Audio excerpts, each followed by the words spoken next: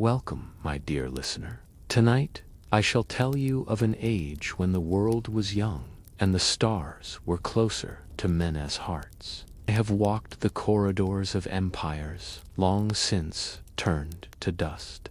I have seen kings rise and fall like wheat before the scythe, and I have witnessed the strange alchemy by which power transforms those who hold it. But among all the tales I carry within this ancient memory, few disturb the spirit quite like those of Rome's imperial women, those who stood at the very pinnacle of earthly authority, yet chose to descend into depths that shocked even that hardened, cynical city.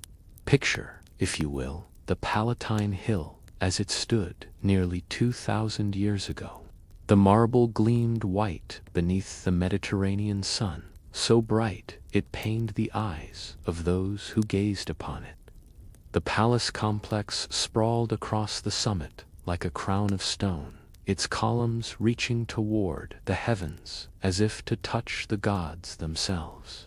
Within those walls lived the masters of the known world, men and women whose whispered commands could topple kingdoms, whose casual gestures decided the fates of millions, stretching from the mists of Britannia to the burning sands of Arabia. I recall the scent of that place. Incense from 1,000 altars mingled with the perfume of roses cultivated in gardens where water flowed through channels of polished marble.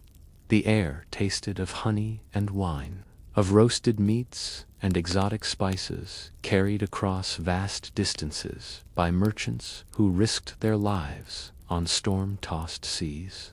Everything spoke of abundance, of pleasure without limit, of a civilization so confident in its supremacy that it believed itself eternal. Yet beneath that glittering surface, something festered, something that would prove more dangerous than any barbarian horde, more destructive than any plague or famine. For Rome, you see, had built its greatness upon a foundation of rigid moral codes, codes that divided the world into clean categories.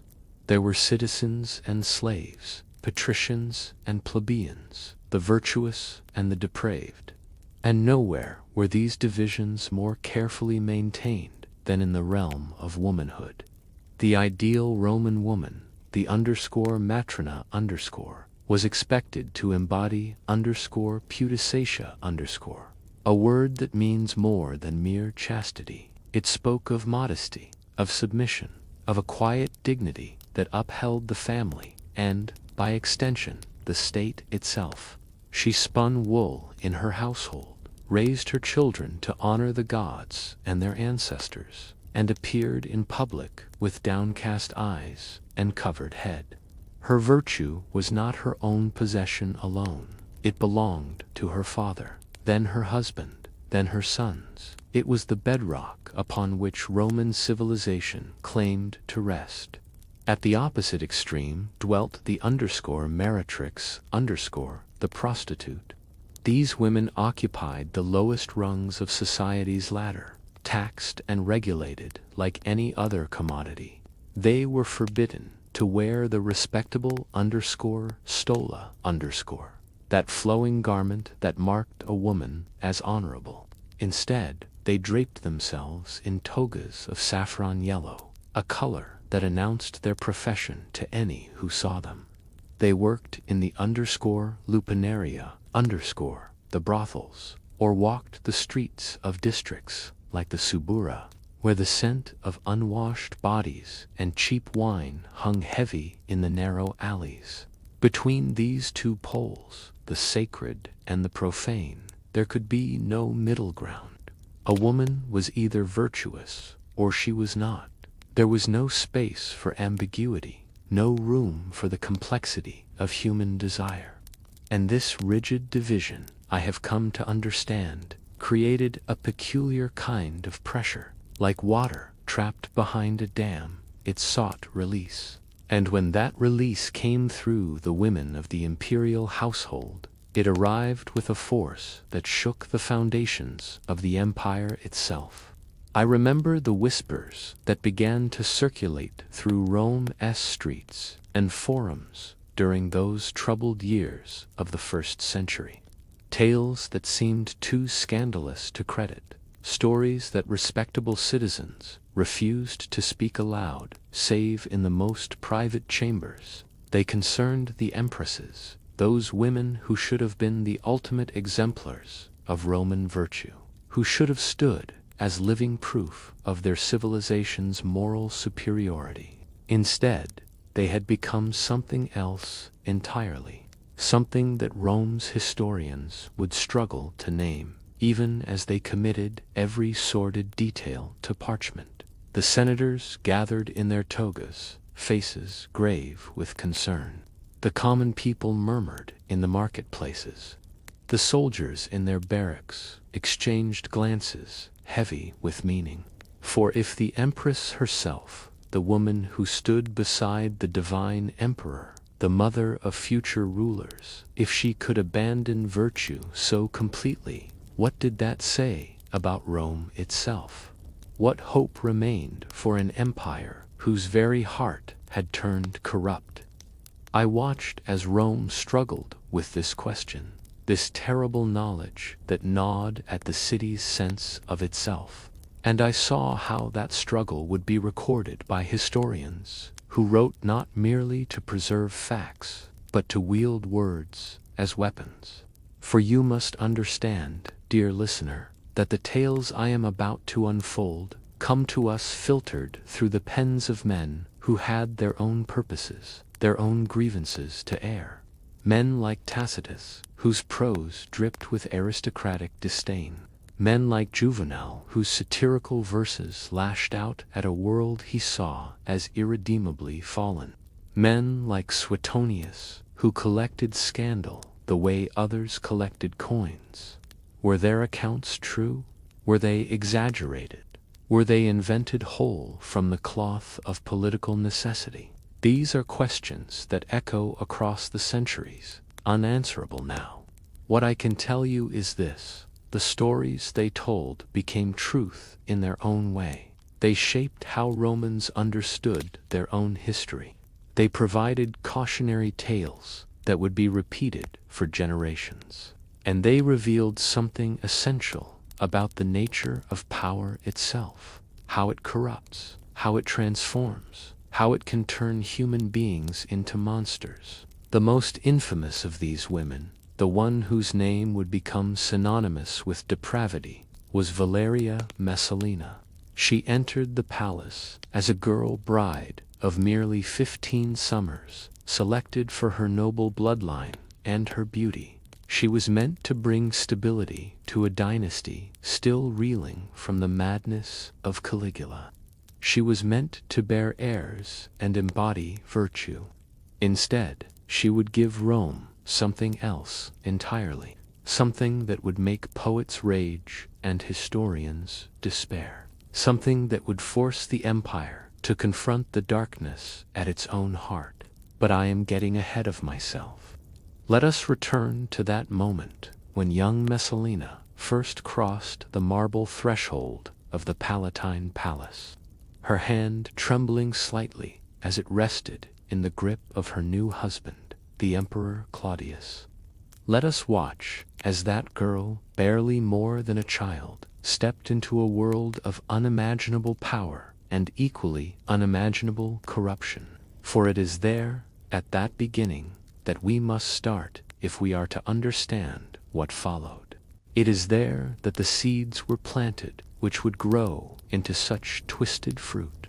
The year was 38 in the Common Era. The empire stretched from ocean to ocean, its legions undefeated, its treasury overflowing. Rome stood at the apex of its power, master of the known world. And yet, within the palace walls, something was beginning, something that would shake that mighty edifice to its foundations, something that I, who have lived through ages uncounted, still recall with a shudder of ancient memory. I must ask you to imagine the wedding night, not the public celebration, with its garlands and sacrifices, and the joyful cheers of the crowd. No, I speak of the private moment, when the door closed behind the new imperial couple, when the last of the attendants withdrew, and Valeria Messalina found herself alone with her husband for the first time.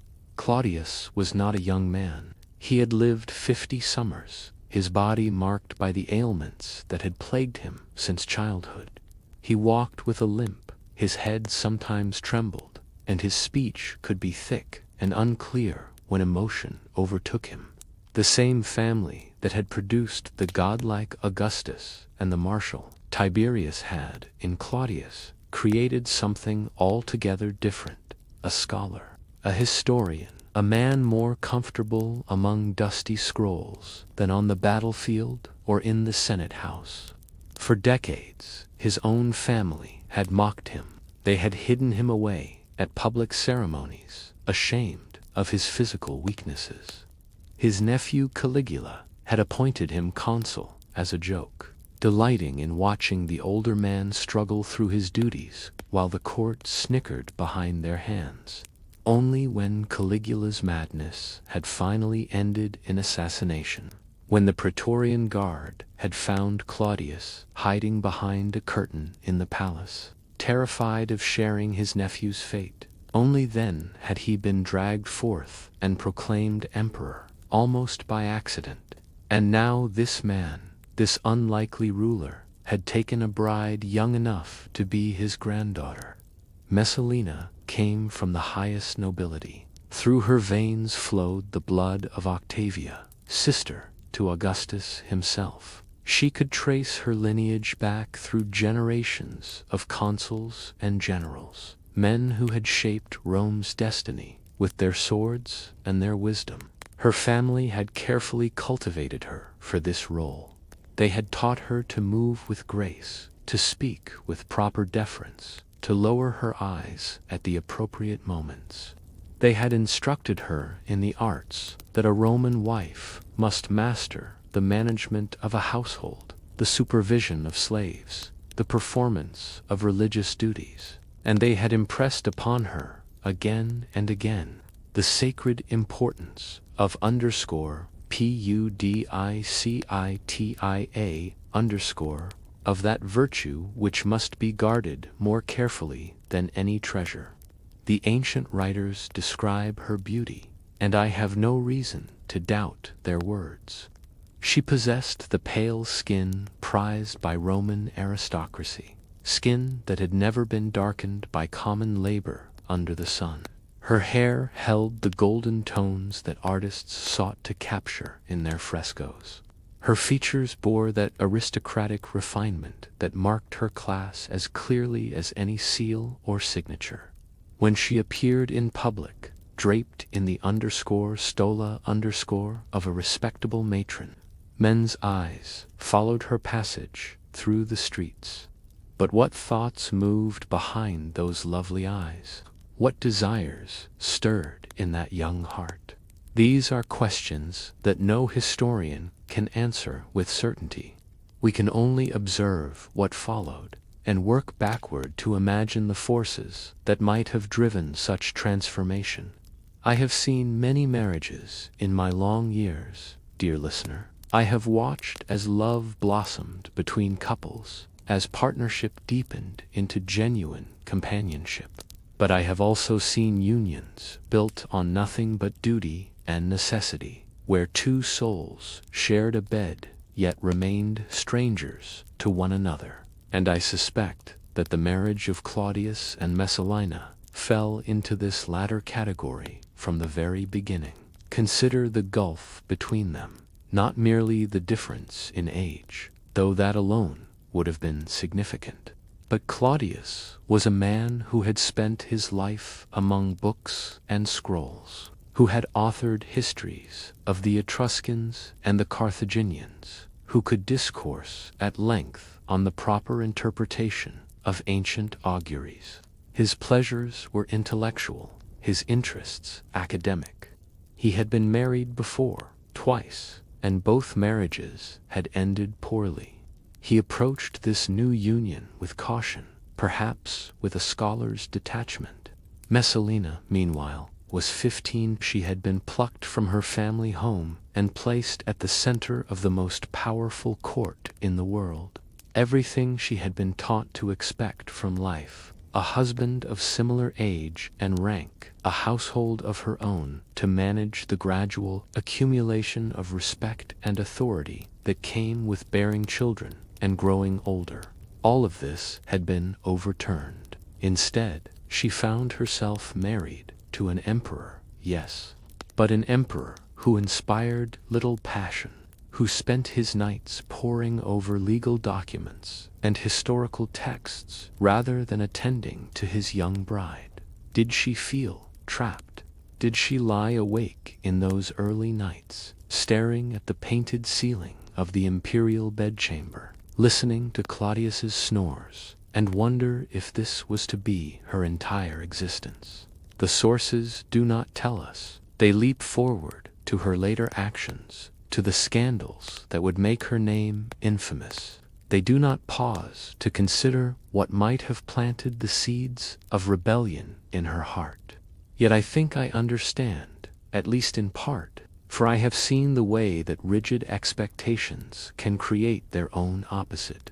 When society demands absolute virtue, when it allows no room for human complexity or failing, when it insists that a woman must be either entirely pure or entirely corrupt, when it creates such impossible standards, it should not be surprised when some choose to embrace the forbidden with a fervor that matches the intensity of the prohibition itself. Messalina gave Claudius 2 children. A daughter, Claudia Octavia, arrived within the first year of their marriage. A son, Britannicus, followed shortly after. She had fulfilled her primary duty as empress. She had secured the succession. She had demonstrated her fertility and, by extension, the divine favor that rested upon the imperial house. To the public eye, she appeared every inch the model wife. She attended religious ceremonies at Claudius's side, her head properly covered, her demeanor modest and respectful. She received petitioners in the formal audiences that were part of an empress's duties. She supervised the running of the vast imperial household with apparent efficiency.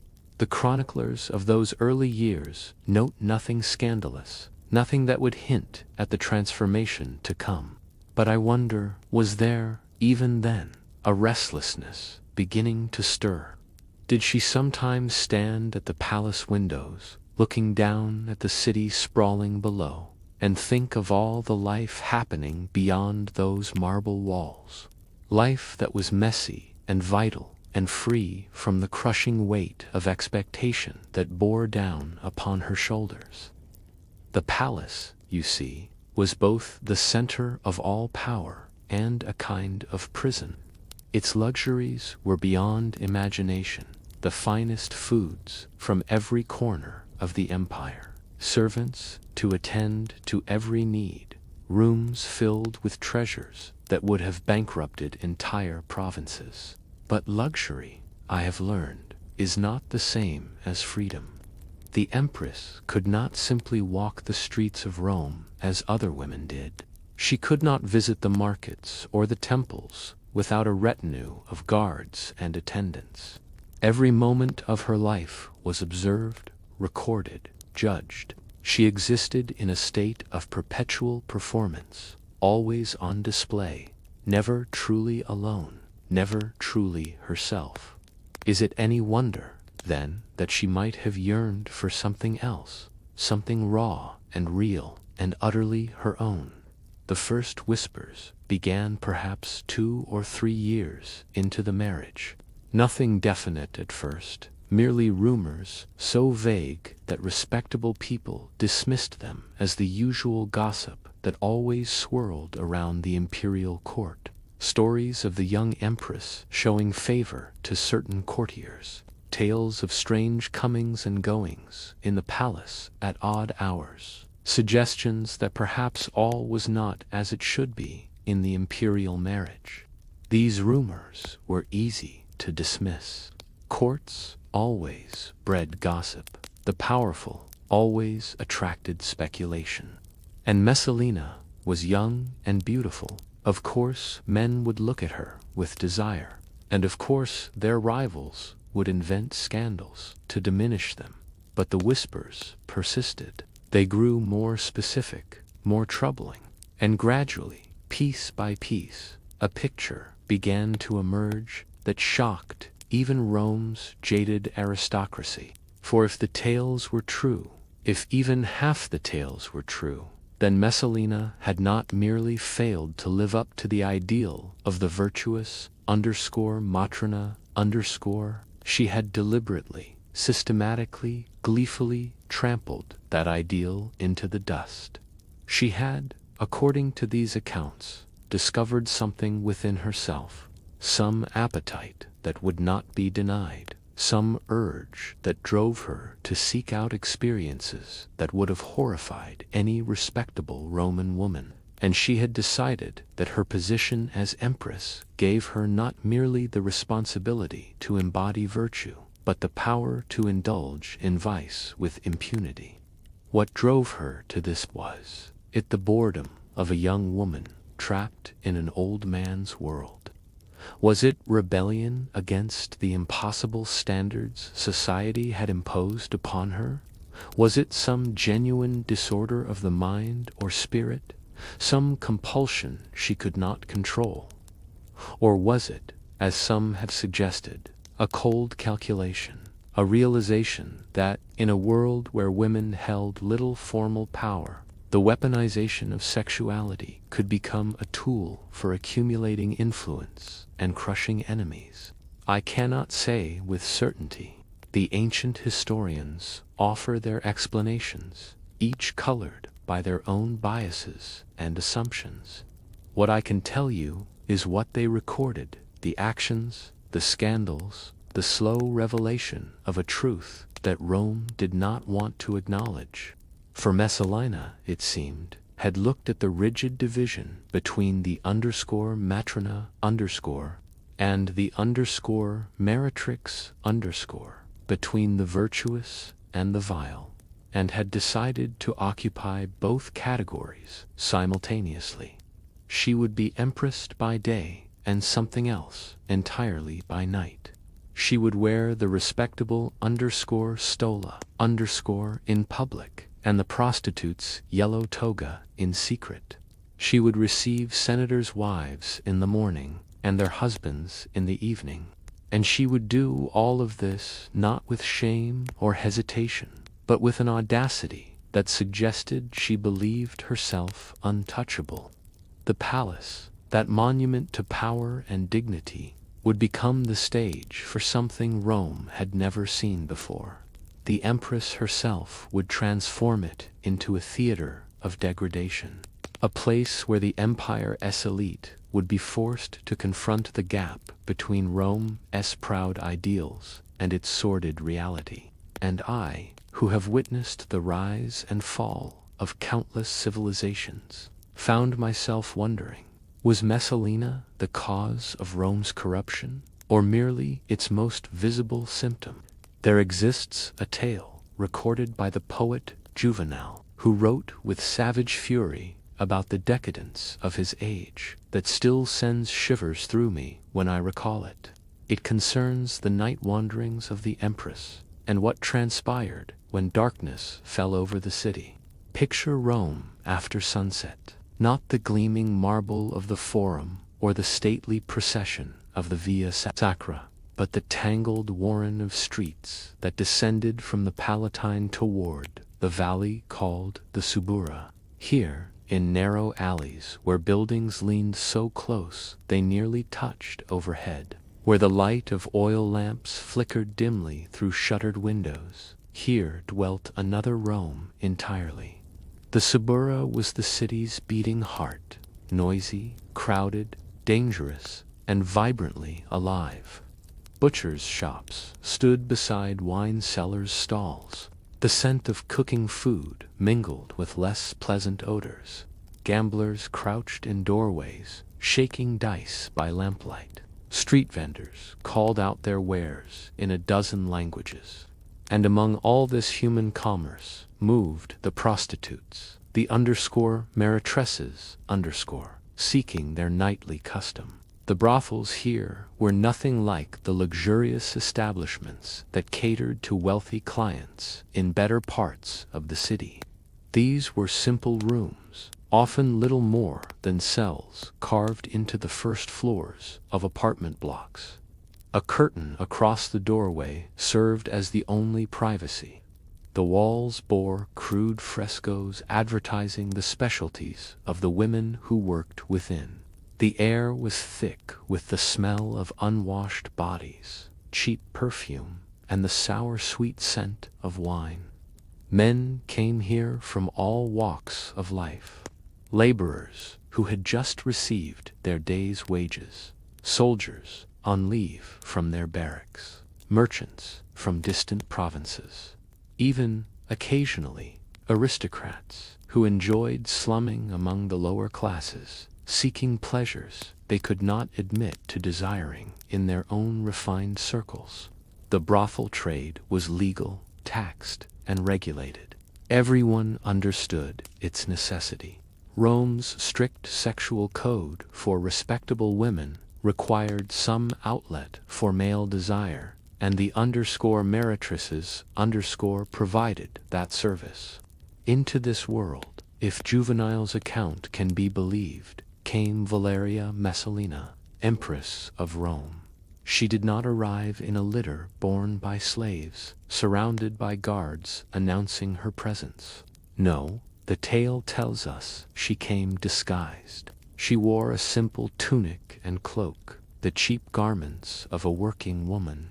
Over her distinctive golden hair, she placed a dark wig. She painted her face with the heavy cosmetics used by the prostitutes to signal their profession, and she took a false name, Lysiska, the she-wolf, a reference both to Rome's founding legend and to the slang term for prostitute.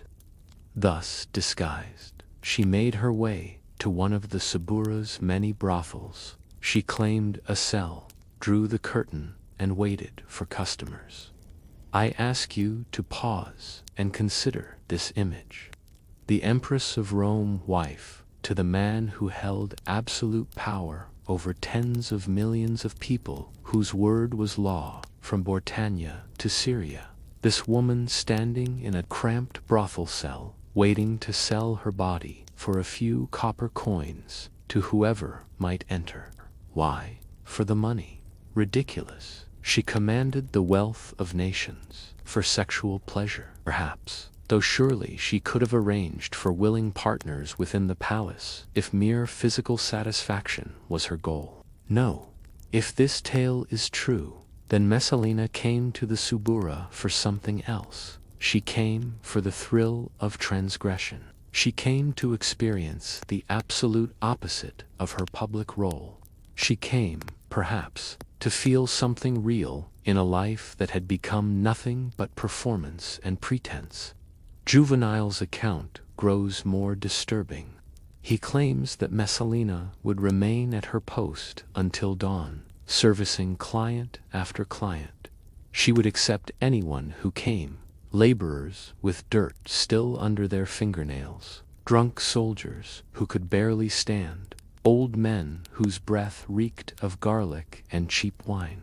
She made no distinction, showed no preference. She took them all, one after another, until exhaustion forced her to stop. And even then, Juvenal writes, she departed, exhausted by men, but not yet satisfied. Can we believe this? Should we believe this? These are questions that historians have debated for 2,000 years. Juvenal wrote, decades after Messalina's death. He was a satirist, not a historian.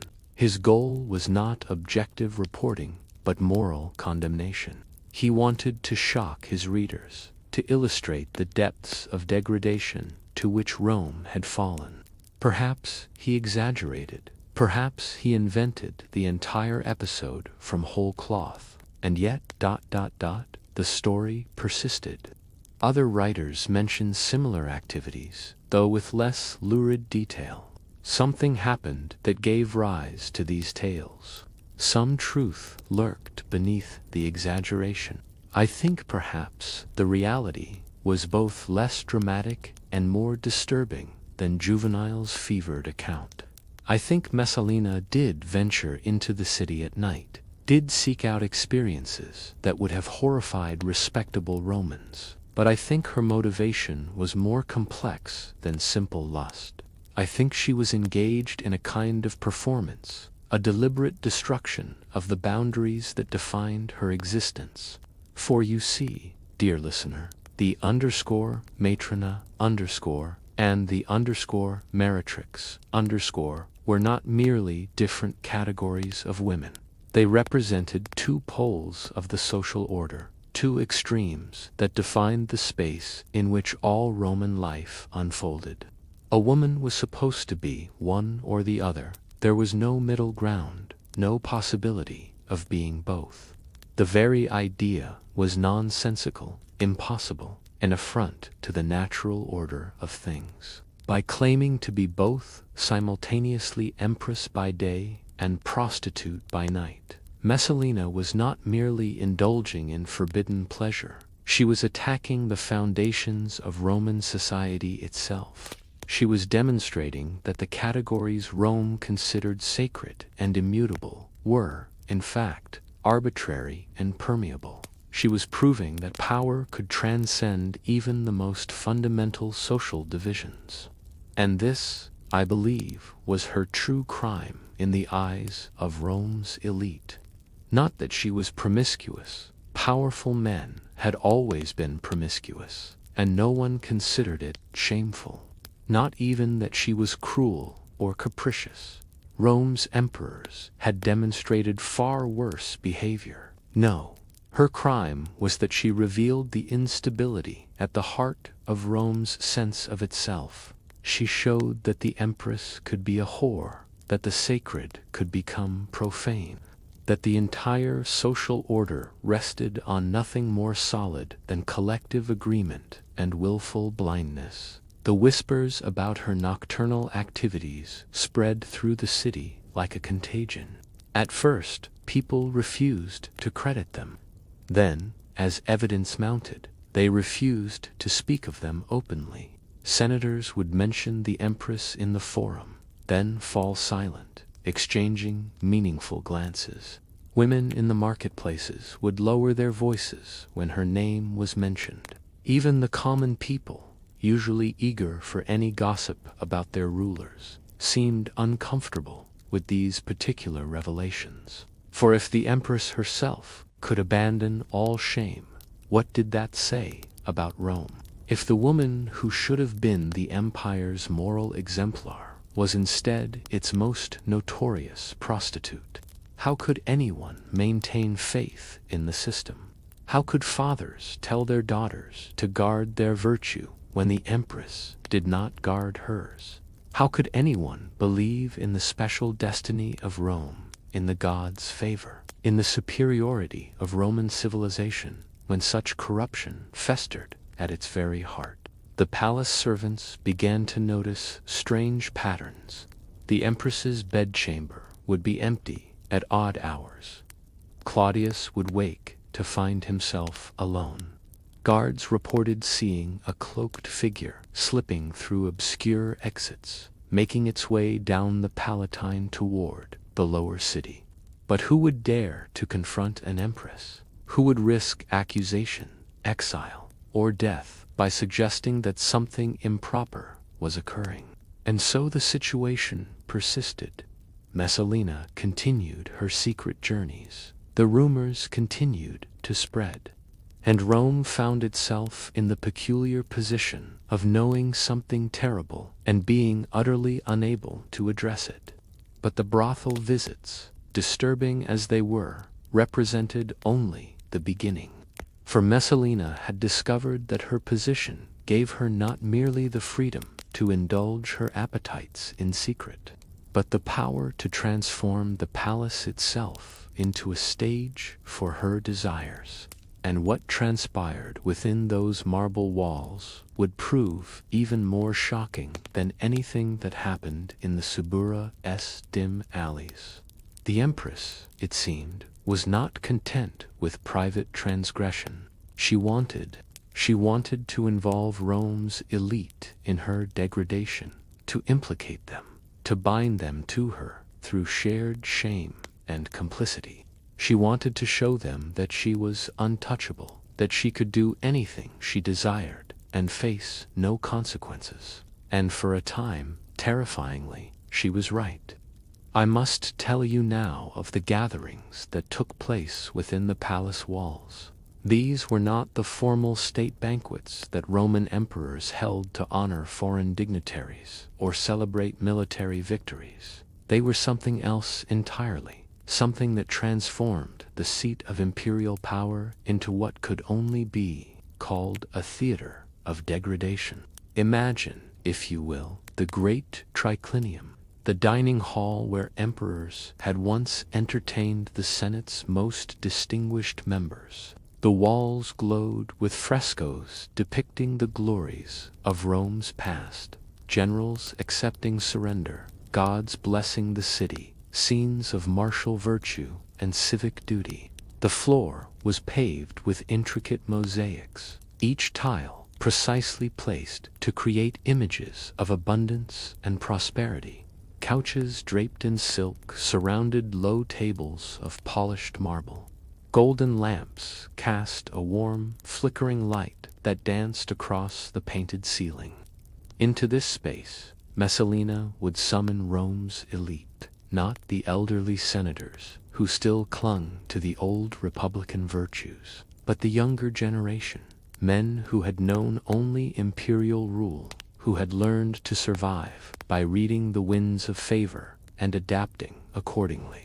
She invited generals fresh from campaigns in distant provinces. She commanded the presence of aristocratic families, both husbands and wives. She drew in the sons and daughters of the nobility, young people barely out of childhood who should have been learning the duties of citizenship, but who instead found themselves witnesses to scenes that would scar their memories forever. At first, these gatherings maintained at least a pretense of respectability. Wine flowed freely, yes, but that was expected at any Roman feast. Musicians played, dancers performed, and the conversation ranged over politics and gossip and all the matters that interested the powerful. Those who attended could tell themselves they were simply fulfilling their social obligations, accepting an empress's invitation to dine. But as the night deepened and the wine continued to flow, the pretense would begin to slip. The entertainment would grow more suggestive. The dancers would remove more of their garments, and Messalina herself, presiding over it all, would begin to issue commands that transformed the banquet into something else entirely. The ancient historians describe what followed with a mixture of horror and fascination. Tacitus, usually so measured in his prose, fairly trembles with indignation when recounting these scenes. Suetonius catalogues the details with the systematic thoroughness of a man documenting a natural disaster. And between their accounts, a picture emerges that chills the blood, even now, to millennia later. Messalina, they tell us, used these gatherings to break down every social boundary that Rome held sacred. She would command senators to pair with slaves, forcing men who prided themselves on their dignified reserve to engage in degrading acts with those they considered barely human. She would order aristocratic women, wives and daughters of Rome's oldest families, to perform like common prostitutes before an audience of their peers. She would bring in gladiators from the arena, men whose profession marked them as infamously disreputable, and force noble women to couple with them while their husbands watched in impotent fury. The purpose of all this, I believe, was not mere entertainment. No, Messalina was engaged in something far more calculated. She was systematically destroying the dignity of Rome's ruling class. She was teaching them that their status, their ancient lineages, their proud family names, all of it meant nothing in the face of her power. She could command them to debase themselves, and they would comply. They had no choice. To refuse would mean exile, confiscation of property, perhaps death. And so they participated, and in participating, they became complicit. They became bound to her through shared shame. One particular tale stands out among all the others, perhaps because it so perfectly encapsulates the competitive madness that seemed to possess the Empress. It concerns a contest, a competition of sexual endurance that Messalina staged between herself and one of Rome's most famous prostitutes. The woman's name was Scylla, though some sources call her Scylla or Celia. She was renowned throughout the city for her stamina, her skill, her ability to satisfy client after client without flagging. She was, in the language of her profession, a champion, and Messalina decided to challenge her. A selected audience of nobles was assembled, witnesses who would attest to what transpired. The rules were established. From sunset to dawn, both women would accept as many partners as they could. Whichever woman satisfied more men would be declared the victor. Can you fathom it, dear listener? The Empress of Rome, the woman who should have been the living embodiment of virtue, competing with a prostitute to see who could engage in more acts of prostitution in a single night. The very concept should have been unthinkable, and yet it happened. The sources tell us that Scylla approached the contest with professional calculation. She paced herself carefully, conserving her energy, employing the techniques she had learned through years of practice. She managed to satisfy 25 men before dawn, an impressive feat by any measure. And then she collapsed, unable to continue, her body simply refusing to go on. Messalina did not stop. According to the chroniclers, she continued past 30 men. Some accounts suggest she reached even higher numbers. She refused to yield, refused to admit exhaustion, continued accepting partners until no more volunteers could be found. And when the dawn light finally crept through the palace windows, she was declared the victor. But what kind of victory was this? What did she win, beyond the shocked silence of the witnesses? The prostitute Scylla had at least the excuse of profession. This was her livelihood, however degraded. But Messalina had nothing to gain except the demonstration of her own extremity. She had proven that she could out-prostitute a prostitute. She had shown that there were no depths to which she would not descend, no degradation she considered beneath her. The psychological effect on Rome's elite must have been devastating. To be forced to witness such a spectacle, to be complicit even as an observer, it broke something in them. The old certainties crumbled. If the Empress herself was capable of this, what did honor mean? What did virtue mean? What did anything mean? And Messalina's power grew. Not formal power. She held no official position, commanded no legions, but she accumulated another kind of authority entirely. She knew secrets now. She had witnessed the degradation of senators, the shame of generals' wives, the compromising positions of everyone who mattered in Rome. And she had agents, servants, loyal to her alone, who recorded everything, every whispered confession made in the heat of the moment, every act performed under duress, every betrayal, every weakness, every humiliating submission. This was her true weapon, not the sword, but shame, not execution, but the threat of exposure. She could destroy a man's reputation without killing him. She could reduce a proud family to social pariahs without confiscating a single coin of their wealth. And because Roman society placed such tremendous weight on reputation, on dignitas, on the appearance of virtue, even when the reality had long since vanished, this power was nearly absolute. Those who refused her summons found their careers mysteriously stalling. A governor who declined an invitation would return from his province to find himself under investigation for corruption. A senator who made excuses would discover that his sons were being passed over for important posts. And those who openly defied her, well, they often met with accidents.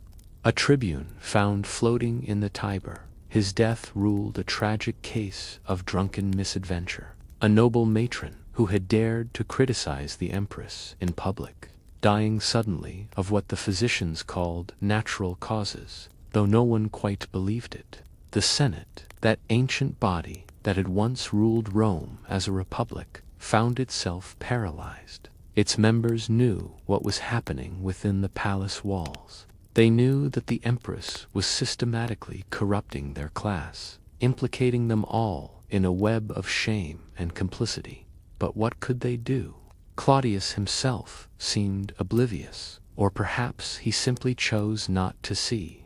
And without the emperor's support, who would dare move against his wife? Some historians suggest that Claudius was not oblivious at all. They argued that he knew perfectly well what Messalina was doing, but that he found her activities useful. She was, in her way, performing a service. She was gathering intelligence, identifying potential threats, keeping the ambitious in check through blackmail and intimidation.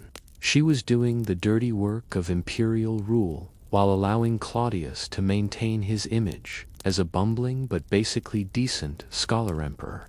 I do not know if this interpretation is correct, but I think it gives Claudius too much credit for cunning and not enough recognition of a simpler truth. He was afraid of her. Not physically afraid, perhaps, though even that is possible, but afraid of what she might do if crossed. Afraid of the secrets she held.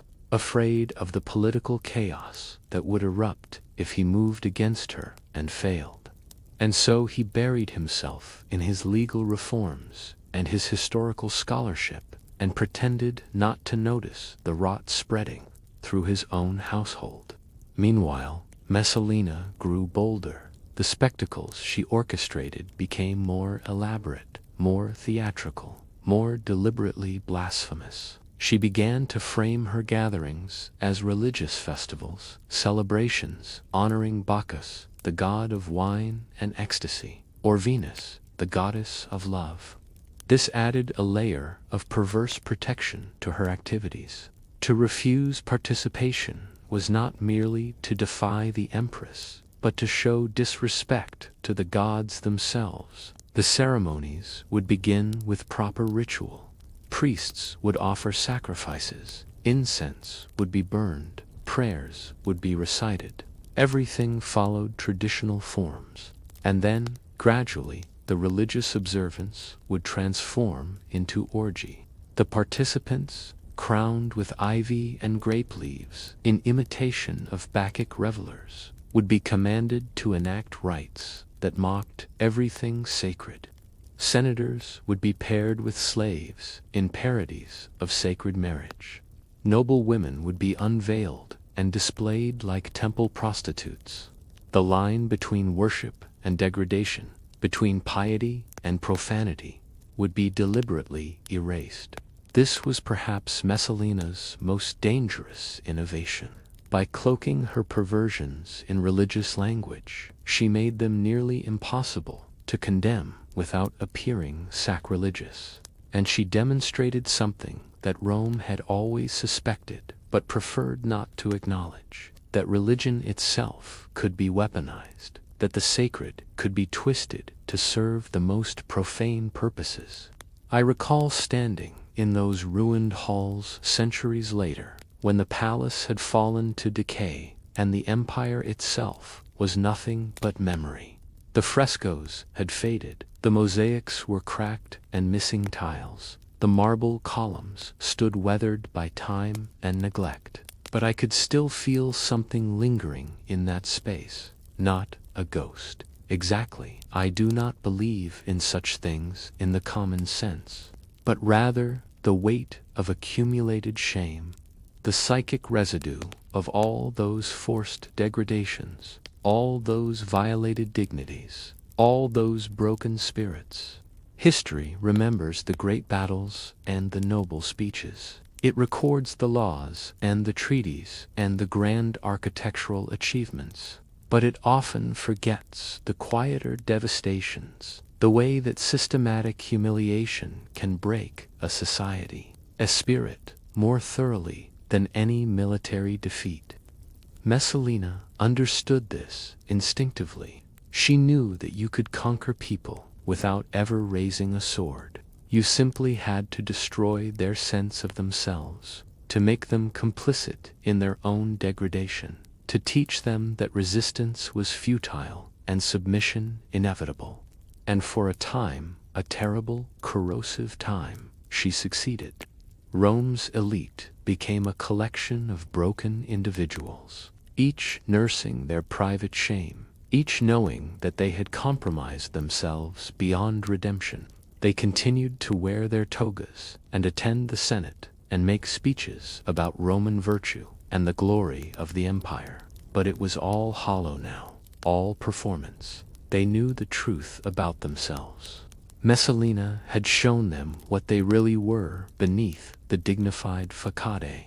The common people of Rome, of course, knew only rumors. They did not attend the palace gatherings. They did not witness the degradations firsthand, but whispers filtered down from the aristocracy into the marketplaces and the forums. Stories circulated in the wine shops and the public baths, and gradually a picture formed in the popular imagination of an empress who had abandoned all restraint, who lived only for pleasure and power, who embodied everything that Rome claimed to stand against.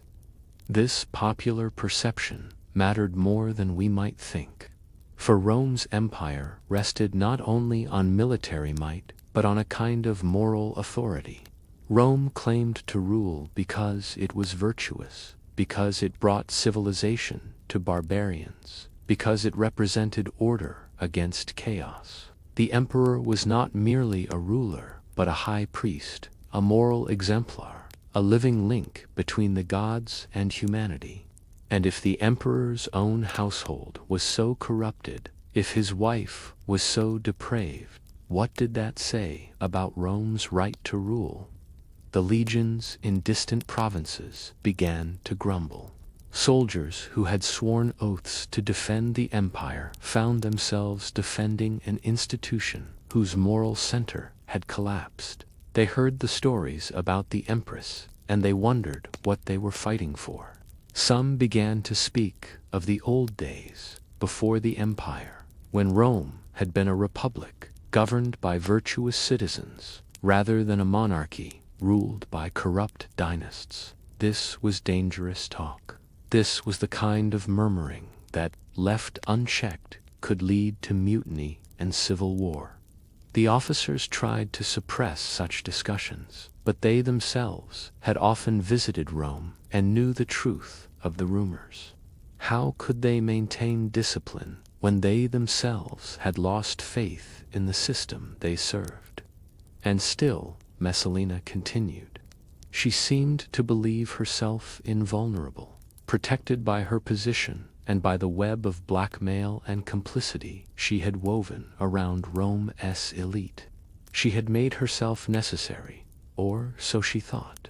She held too many secrets, knew too much about too many people.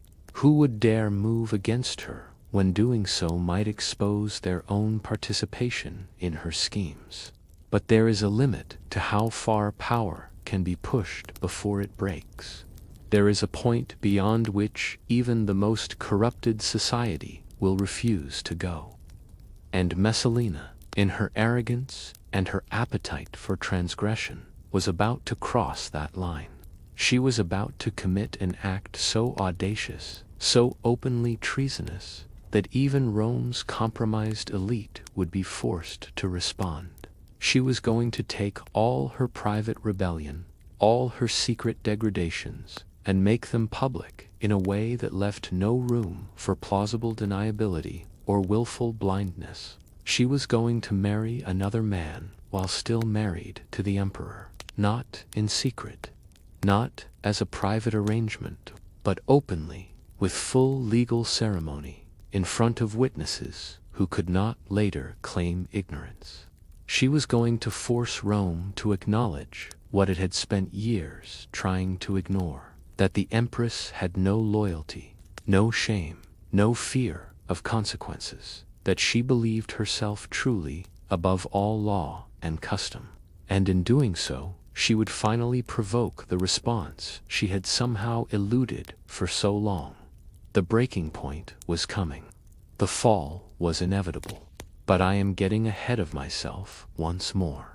Before we reach that climactic moment, I must tell you of the individual victims, the specific crimes that accumulated like kindling waiting for a spark. For Messalina's depravity was not merely theatrical, it had real consequences for real people, and some of those stories deserve to be remembered, if only as a testament to the human cost of unchecked power. There was a man named Appius Silenus. He was not particularly remarkable in the grand scheme of Roman politics, a senator of respectable family, adequately wealthy, competent in his duties, but not brilliant. He had married Messalina's mother, Domitia Lepida, after the death of her first husband. This made him Messalina's stepfather, though the empress was young enough that he might have been her father in truth. According to the historian Tacitus, Messalina conceived a desire for Appius Silenus. Perhaps she found him attractive. Perhaps she simply wanted to see if she could seduce her own stepfather, drawn to the transgression for its own sake. Whatever her motivation, she made her intentions clear to him. Appius Silenus refused her.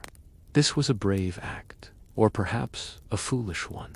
He was an old-fashioned Roman, a man who still believed in concepts like familial duty and proper conduct. The idea of cuckolding the emperor, and with the emperor's own wife, his stepdaughter, was simply unthinkable to him. He declined as diplomatically as he could, and hoped the matter would be forgotten.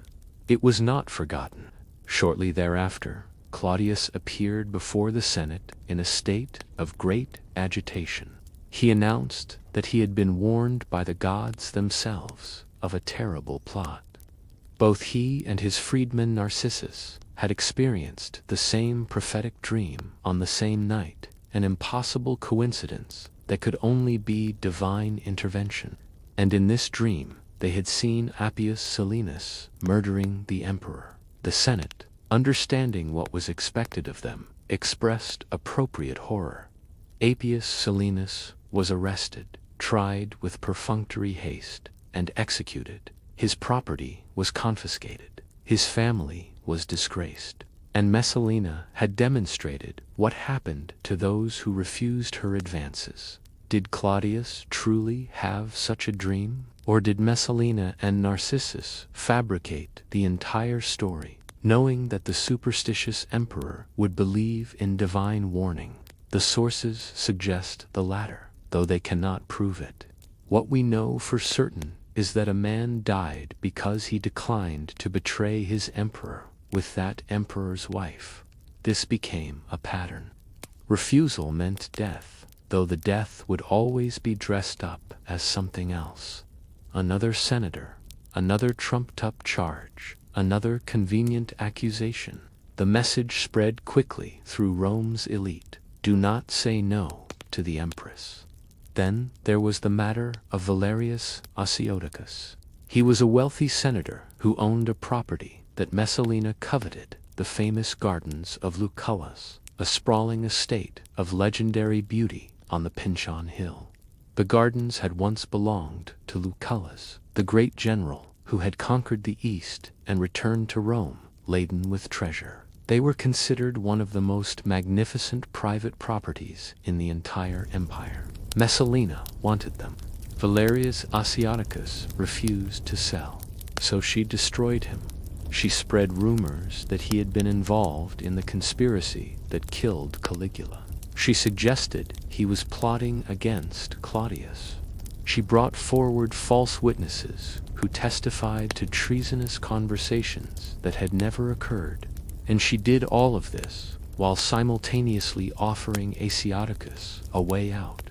Give her the gardens, and the accusations would disappear. Asiaticus was no fool.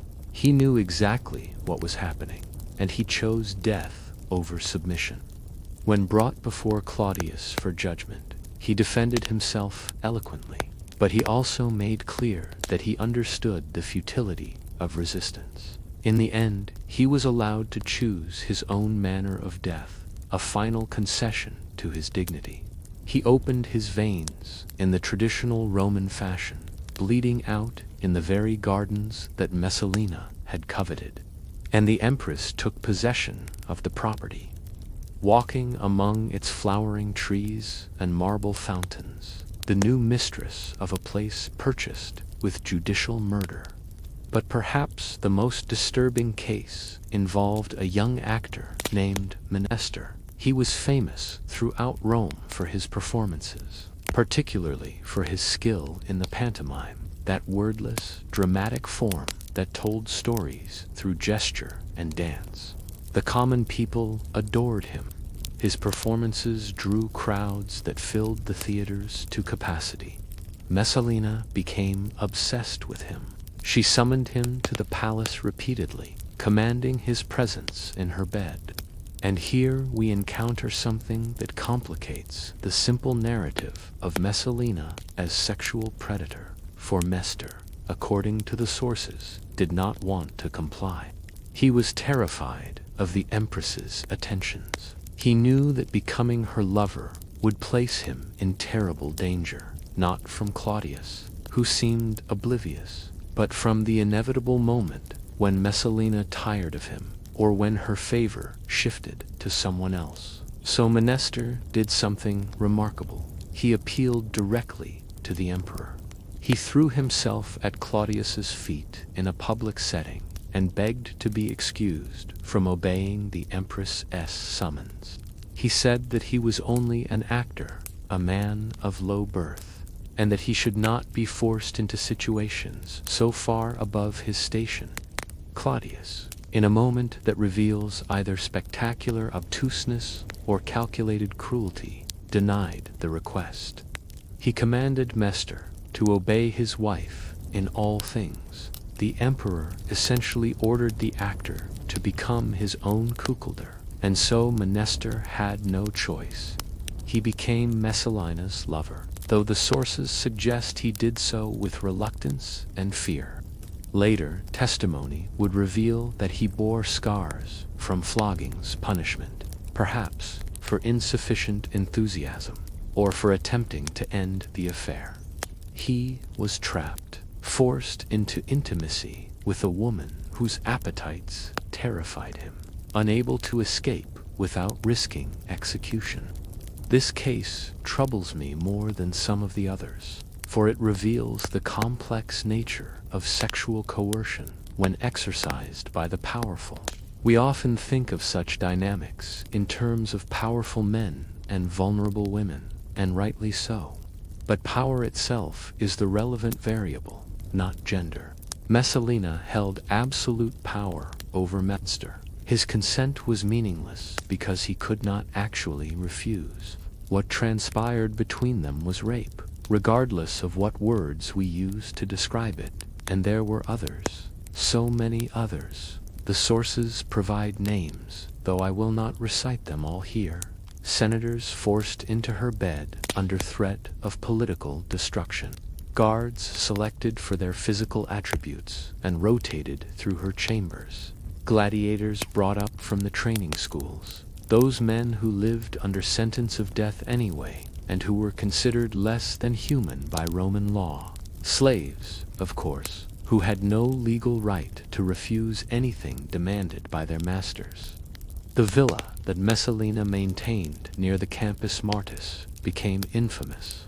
It was disguised as a social club, a place where the wealthy might gather for refined conversation and entertainment. But the reality was very different. Noble women were coerced into staffing what was effectively a high-end brothel. They were threatened with exposure of their family's secrets, with financial ruin, with social disgrace. And so they submitted, serving as prostitutes to men who were themselves often there under some form of duress or blackmail. Everything that happened in that villa was recorded. Servants, loyal to Messalina, kept detailed notes: who had been with whom, what had been said in moments of vulnerability, which men had particular tastes or weaknesses. All of this information flowed back to the Empress, who used it to construct an ever-growing map of leverage and control. This was her true genius, if we can use such a word for something so dark. She understood that in a society obsessed with reputation and propriety, shame could be a weapon more powerful than steel. She did not need to kill her enemies. She simply needed to compromise them, to make them complicit, to ensure that any move against her would require them to expose their own degradation. It was a system of mutual assured destruction, applied to personal reputations rather than nations, and it worked. For years, it worked. The Senate knew what was happening. Claudius' own freedmen, those former slaves who had risen to positions of immense administrative power, knew what was happening. The Praetorian Guard, whose duty was to protect the emperor, knew what was happening. Everyone knew, and no one acted. They told themselves that it was not their place to interfere in the emperor's marriage. They convinced themselves that the situation, however distasteful, was stable and manageable. They argued that removing Messalina would create more problems than it solved, would expose secrets better left buried, would destabilize the entire political order. And perhaps they were right, in a cynical sort of way. Perhaps the corruption had spread so far, had implicated so many, that there was no way to excise it without bringing down the entire structure. Perhaps they were all so compromised that they had no moral standing from which to judge anyone else. But I have seen this pattern before, in other civilizations, in other eras. This is what happens when a society loses its ability to enforce its own stated values. The gap between ideal and reality grows so wide that everyone simply stops pretending.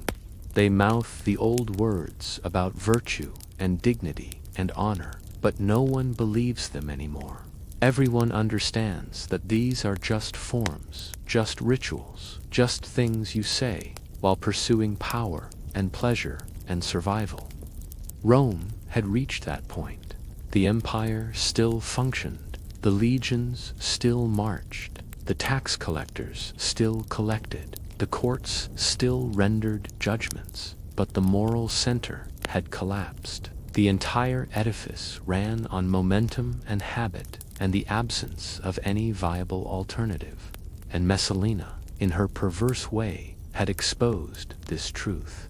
She had pulled back the curtain and shown what Rome actually was beneath its marble facades and its noble rhetoric.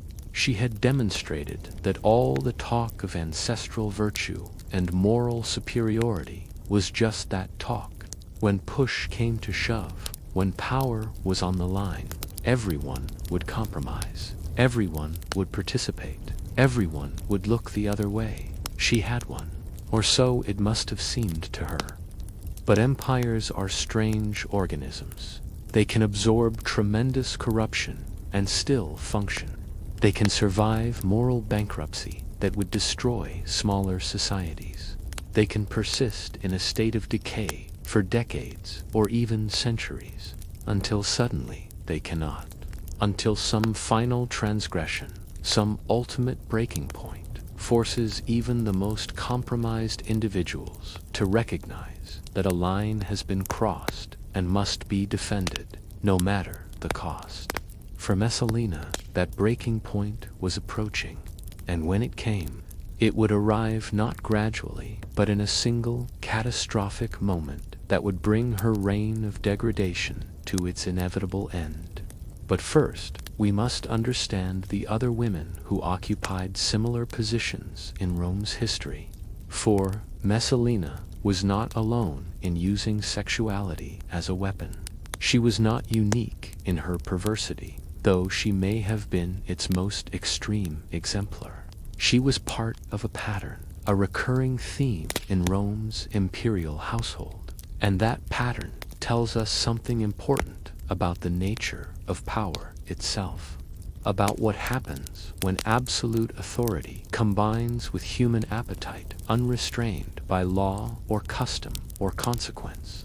I must take you backward now to understand how Rome arrived at a point where an empress like Messalina was even possible, for she did not emerge from nowhere. She was the product of a dynasty that had, over several generations, normalized behaviors that earlier Romans would have found unthinkable. The Julio-Claudian dynasty, that family that ruled Rome from Augustus through Nero, was marked by brilliance and madness in equal measure. They gave Rome its greatest heights of culture and refinement. They also gave it depths of corruption that made even cynical Romans shake their heads in disbelief. Consider Julia the Elder, daughter of Augustus himself. Augustus, who had seized power through civil war and political maneuvering, had worked tirelessly to present himself as the restorer of traditional Roman virtue. He passed laws designed to encourage marriage and childbearing among the upper classes. He enforced regulations against adultery with unprecedented strictness. He built temples and revived ancient religious ceremonies. He positioned himself as the moral exemplar of a renewed Rome, a second founder who would heal the wounds of decades of civil conflict. And his own daughter mocked everything he stood for. Julia was brilliant, witty, beautiful, and utterly uninterested in playing the role her father had assigned her. She had been married off 3 times for political purposes, first to her cousin Marcellus, then to Marcus Agrippa, a man decades older than her, and finally to Tiberius, who would become the next emperor. Each marriage was a dynastic arrangement, a chess piece move to secure the succession. Julia was expected to be grateful for these honors, to play the dutiful wife and mother, to embody the feminine virtue her father championed in his legislation. Instead, she took lovers, many lovers, from the equestrian and senatorial classes, men whose names we still know: Sempronius Gracchus, Iulus Antonius, son of Mark Antony, Augustus's old enemy, and others whose identities have been lost to time. She hosted wild parties that scandalized even Rome's jaded aristocracy. And she did all of this with a kind of defiant wit that suggested she knew exactly what she was doing and enjoyed the provocation. One story captures her spirit perfectly. Someone apparently asked her how her children could all so closely resemble her husband Agrippa when she had so many lovers. Julia replied, "I never take on passengers until the ship has cargo." In other words, she only accepted lovers when she was already pregnant by her husband, ensuring that paternity would never be in doubt. It was a clever answer, showing both calculation and a complete absence of shame. But Julia's most provocative act was where she chose to conduct some of her affairs in the Forum, specifically near the statue of Marsyas. This was not mere convenience. It was symbolic. Marsyas was a figure from Greek mythology who had challenged Apollo to a musical contest and been flayed alive for his presumption. Apollo was Augustus's patron deity, the god with whom the emperor particularly identified. By conducting her sexual escapades near the statue of Apollo's defeated enemy, Julia was making a political statement. She was declaring her rebellion not just against her father's sexual mores, but against his entire political project. Augustus, when he finally learned the full extent of his daughter's activities, was devastated. He had built his entire political legitimacy on the restoration of traditional values, and his own daughter had made a mockery of them. He had no choice but to act. In the year 2 before the Common Era, he exiled Julia to a barren island, where she would live out her days in isolation. He struck her name from his will. He refused ever to speak of her again. But the damage was done. Julia had demonstrated that even the emperor's own family did not believe in the moral program that justified imperial rule. She had shown that the gap between Rome's ideals and its reality was unbridgeable. And then there was Caligula, Gaius Julius Caesar Germanicus, called Caligula for the little military boots he wore as a child when accompanying his father on campaigns. He became emperor in the year 37, greeted initially with tremendous enthusiasm, the son of beloved Germanicus, the great-grandson of Augustus. Young and healthy and apparently sane, he seemed like exactly what Rome needed after the grim, paranoid final years of Tiberius. Within months, the enthusiasm had curdled into horror. The ancient sources paint Caligula as a monster of theatrical cruelty and sexual depravity. Some of their accounts are clearly exaggerated, products of the hostile tradition that condemned him after his assassination. But even allowing for exaggeration, a disturbing picture emerges. Caligula apparently saw no boundaries whatsoever when it came to sexual behavior. He seduced the wives of senators, sometimes while their husbands dined with him at the imperial table. He would then discuss the women's attributes publicly, rating their performance and comparing them unfavorably to one another.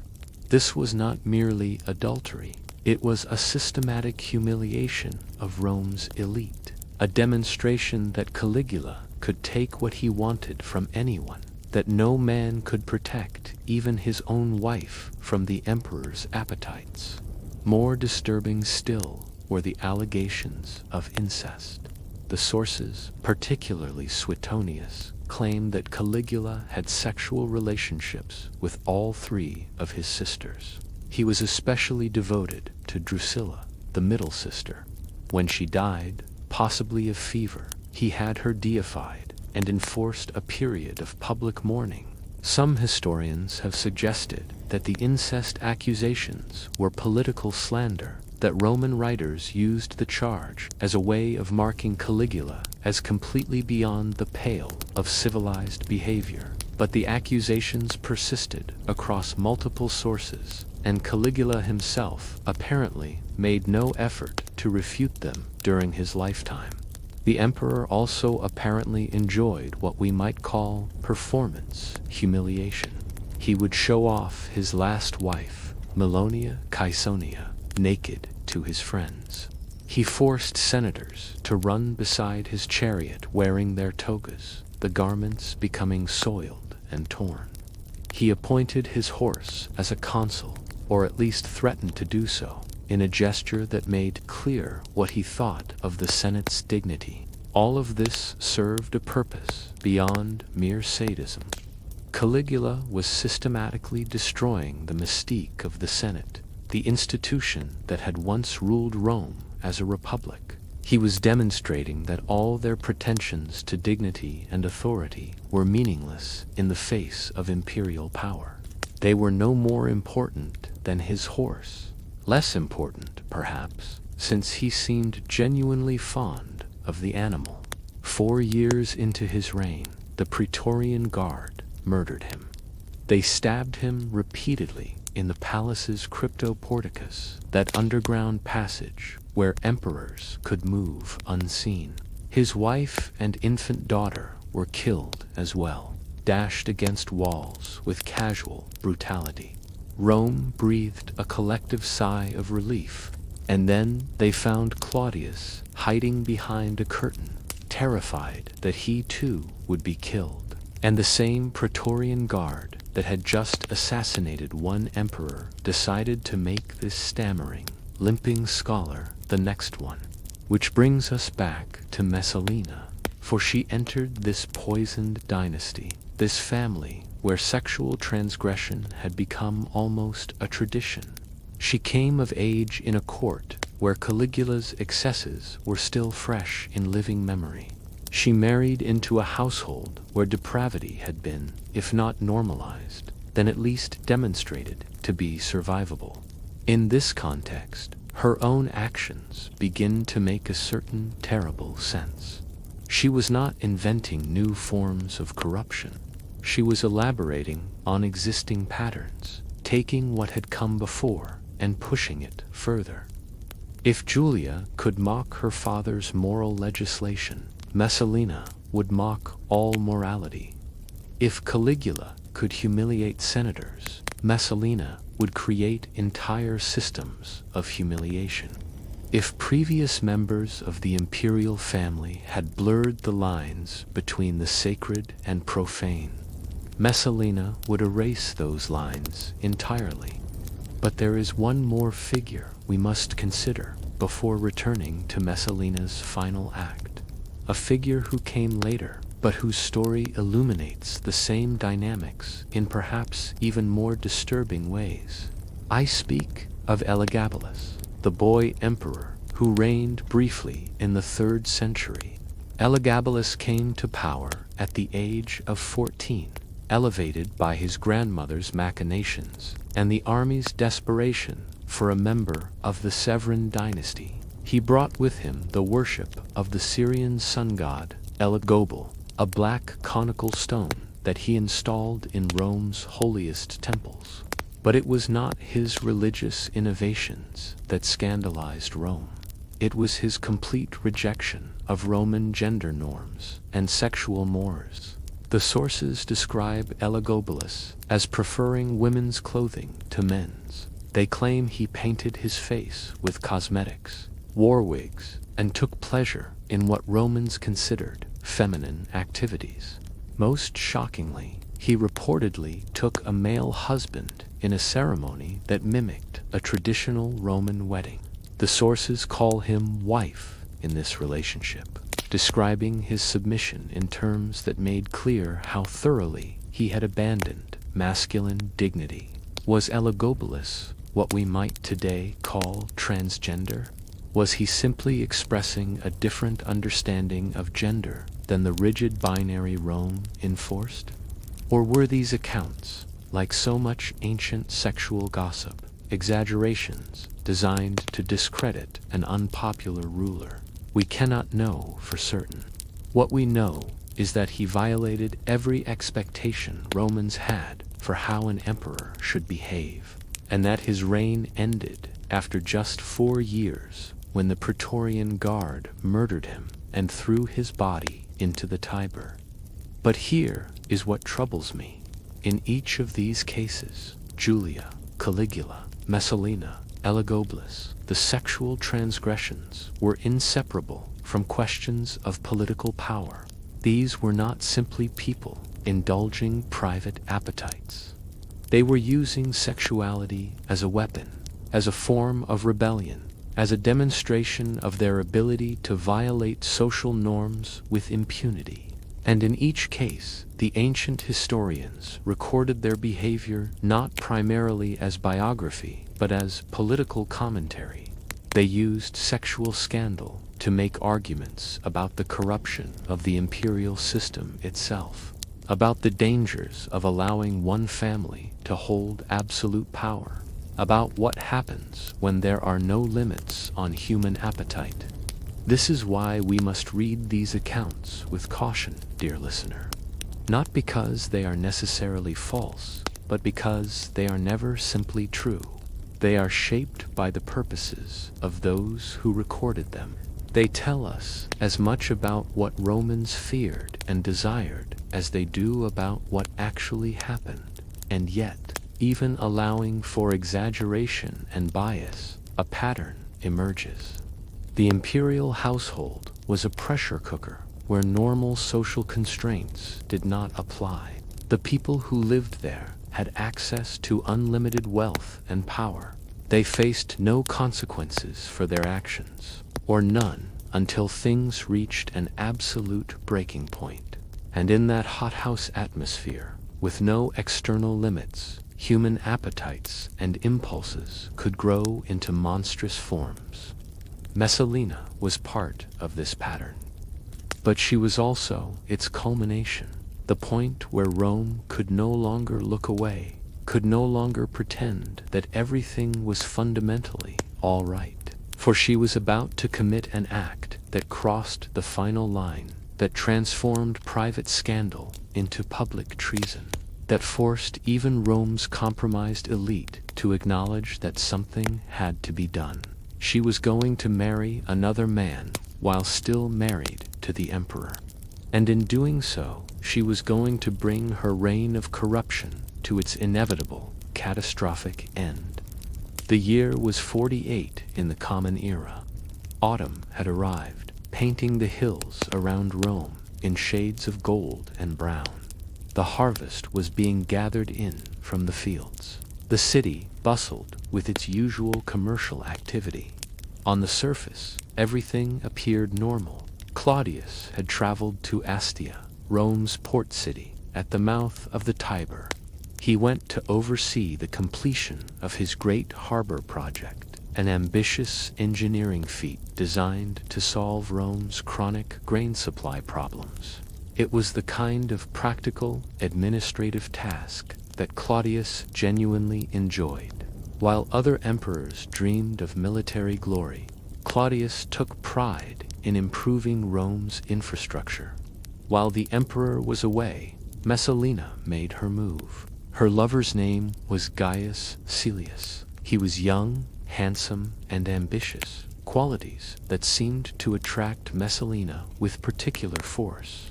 More importantly, he had been elected consuldanate, meaning he was scheduled to hold Rome's highest magistracy in the coming year.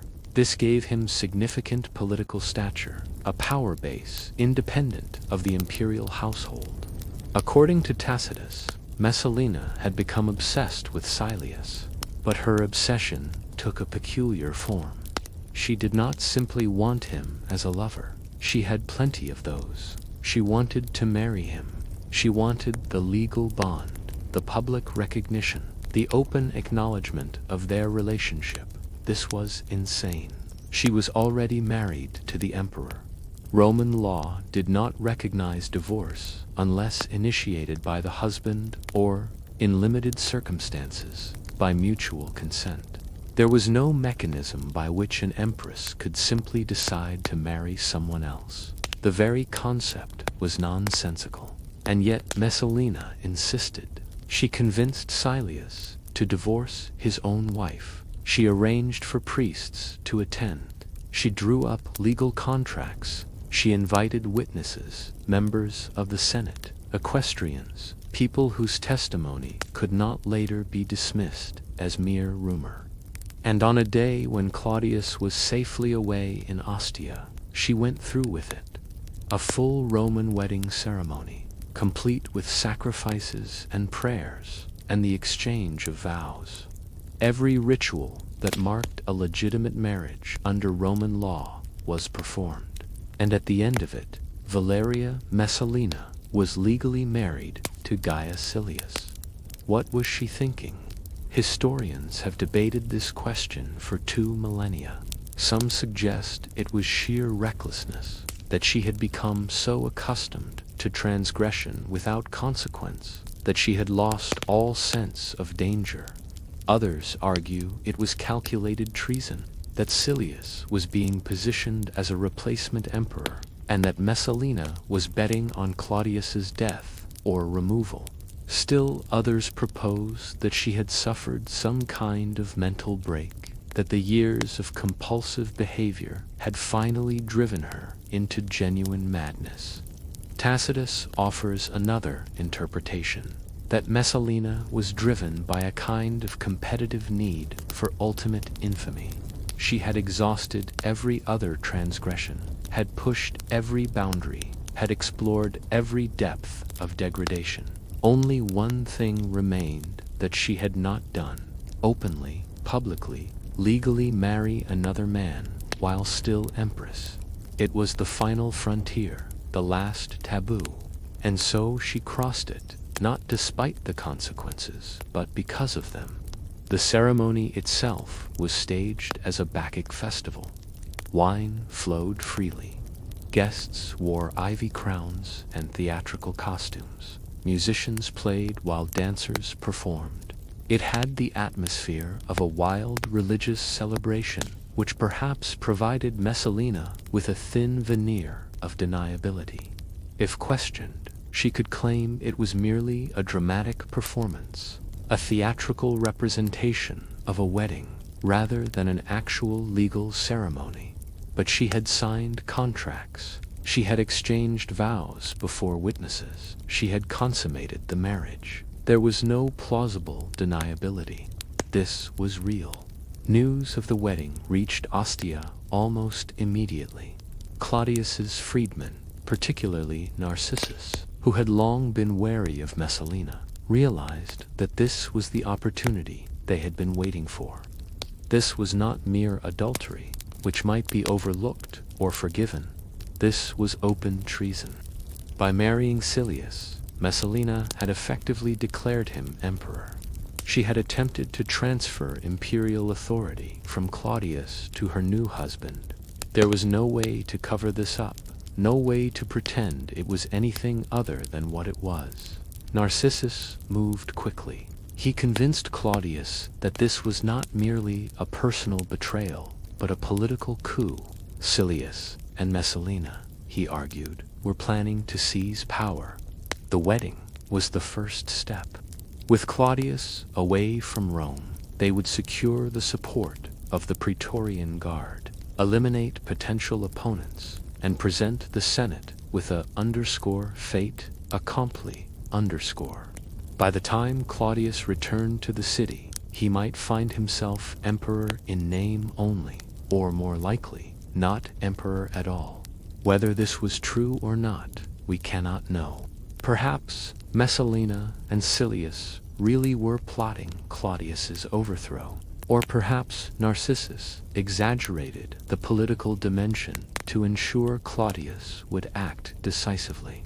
What matters is that Claudius believed the threat. The emperor returned to Rome with military units at his back. Narcissus took the unusual step of commanding the Praetorian Guard himself, fearing that Messalina's influence might extend even into the emperor's personal bodyguard. He ordered arrests throughout the city. Anyone who had attended the wedding, anyone who had been part of Messalina's inner circle, anyone who might support her now, all were seized. Silius was arrested quickly. According to the sources, he made no attempt to defend himself. He admitted everything and asked only for a quick death. His request was granted, but Messalina herself had fled. When she learned that Claudius had returned and that arrests were underway, she apparently panicked. All her confidence, all her belief in her own invulnerability shattered in an instant. She was not, after all, untouchable. The emperor could act against her, would act against her. She tried to reach Claudius, to throw herself on his mercy. She took her children with her, Octavia and Britannicus, thinking perhaps that their presence might soften his heart. But Narcissus, understanding the danger, prevented her from reaching the emperor. He knew that Messalina in person could be persuasive, that she might charm or manipulate or beg her way out of this situation, as she had escaped consequences so many times before. Instead, Narcissus sent her a message. She was to be allowed to choose her own manner of death, as befitted someone of her rank. Messalina ended up in the gardens of Lucullus, those same gardens she had murdered Valerius Asiaticus to possess. She was with her mother, Domitia Lepida, a woman who had been largely absent from her daughter's life, but who now appeared in this final moment to offer what comfort she could. The sources tell us that Messalina struggled to accept what was happening. She tried to compose a letter to Claudius, her hand shaking so badly she could barely hold the stylus. She attempted to prepare herself for a dignified suicide, to open her own veins in the traditional Roman manner, but she could not do it. Her courage failed. Or perhaps it was not courage that failed, but simply the survival instinct reasserting itself after years of living as though consequences did not exist. While she hesitated, soldiers arrived. A tribune of the Praetorian Guard, under orders from Narcissus, entered the gardens. He found Messalina with her mother, the former empress, weeping, still unable to complete the act of suicide. The tribune did not wait. He drew his sword and ran her through. Valeria Messalina died there among the flowers and fountains. In gardens she had acquired through murder, surrounded by beauty that she had purchased with blood and shame. She was perhaps 28 years old, though some sources suggest she may have been even younger. She had been empress for nearly a decade. Her mother, Domitia Lepida, closed her daughter's eyes. The soldiers waited respectfully for a moment. Even now, even after everything, this was still an empress, and some forms had to be observed. Then they wrapped the body and carried it away for burial. There would be no state funeral, no public mourning, no monuments to mark her passing.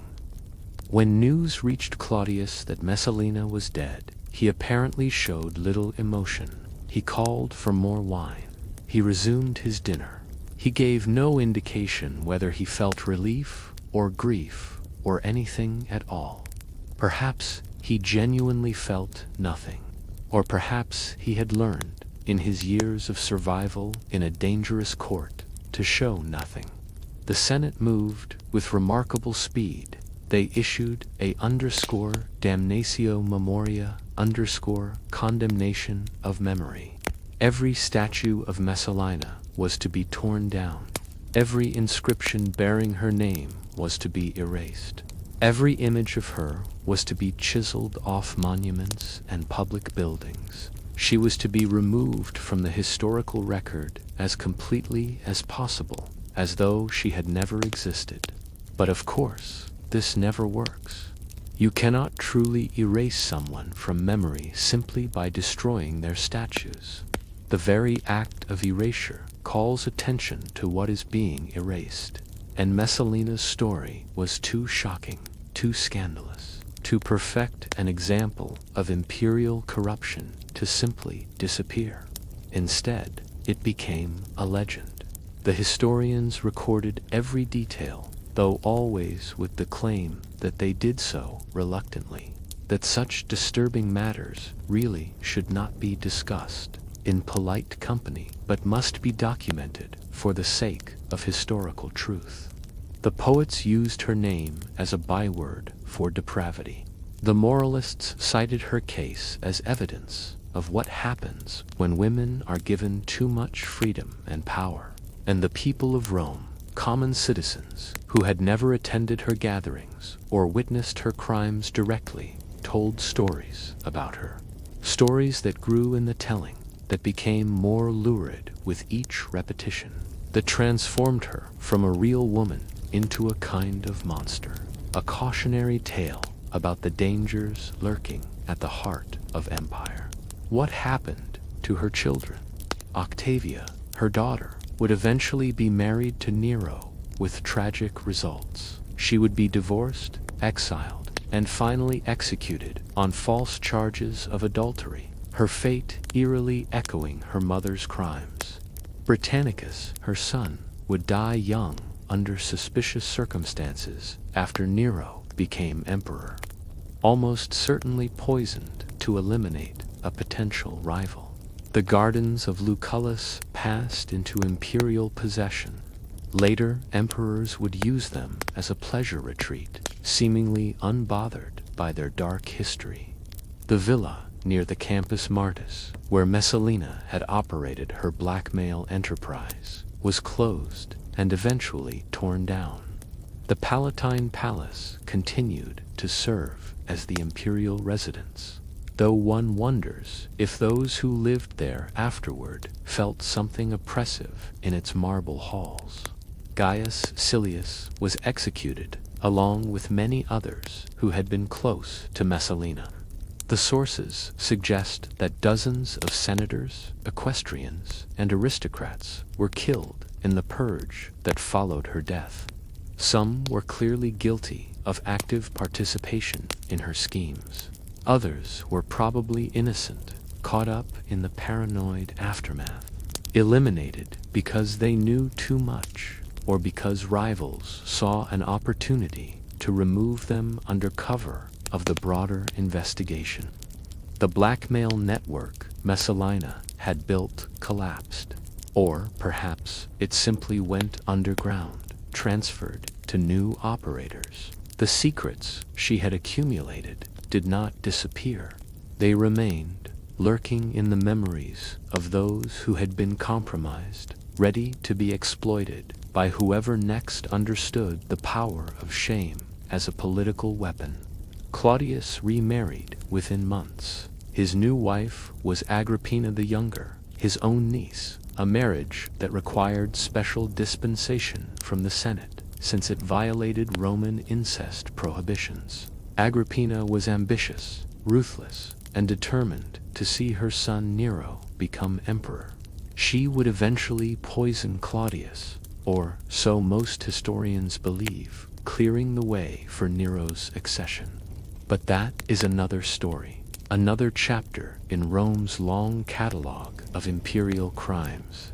What interests me now, as I look back across the centuries, is what Messalina's story tells us about power itself.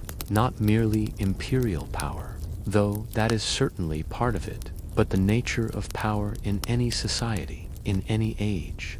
Messalina demonstrated that sexuality could be weaponized, that shame could be used to control people more effectively than fear.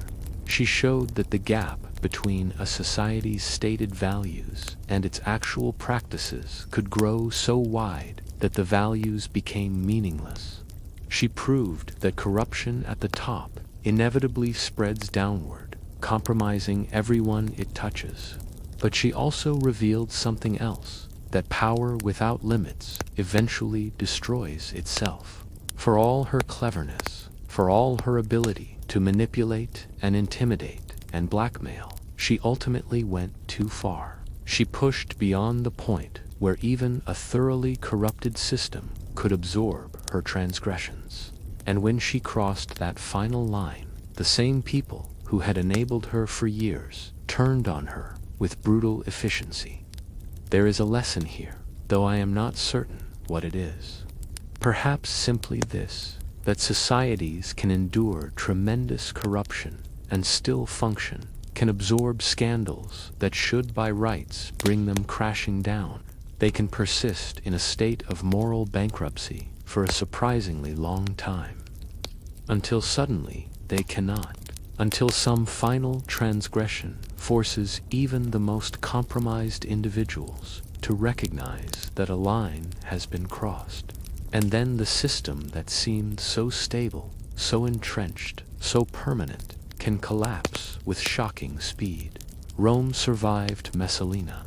The empire continued for centuries after her death. But something changed in that moment, when the empress married another man while still married to the emperor. A boundary had been tested and found to exist, after all. The elite who had participated in or tolerated her schemes learned that there were still, even in Rome's degraded state, some actions that would provoke consequences. Whether they learned this lesson well enough, whether they carried it forward into subsequent reigns, is another question entirely. Nero, who would become emperor just a few years later, would prove that imperial depravity had by no means reached its limits, and the dynasty itself would collapse in civil war not long after Nero's death, torn apart by the very corruption it had embraced. But that was still in the future. For now, in the autumn of 48, Messalina was dead. The gardens where she died grew quiet. The palace settled back into a semblance of normalcy. Rome's elite breathed a collective sigh of relief and told themselves that the crisis had passed, and perhaps they were right. The immediate crisis had passed. The empress who had terrorized them was gone. They could return to their normal lives, their normal intrigues, their normal pursuit of wealth and status and survival. But the deeper crisis remained. The moral rot that Messalina had exposed but not created, that she had exploited but not invented, that she had pushed to its logical extreme but not originated, that remained. It festered in the heart of Rome's imperial system, in the gap between the city's proud self-image and its sordid reality. And I, who have witnessed the rise and fall of countless civilizations, recognize the pattern. I have seen it before and would see it again. This is how great empires begin their long, slow decline. Not with military defeat or economic collapse, though those come eventually, but with moral corruption, with the loss of faith in the values that supposedly justify the empire's existence, with the slow poison of cynicism that spreads through a society until no one believes in anything anymore except power itself. Messalina's story is not unique. She is one example among many, a particularly extreme case of a common phenomenon.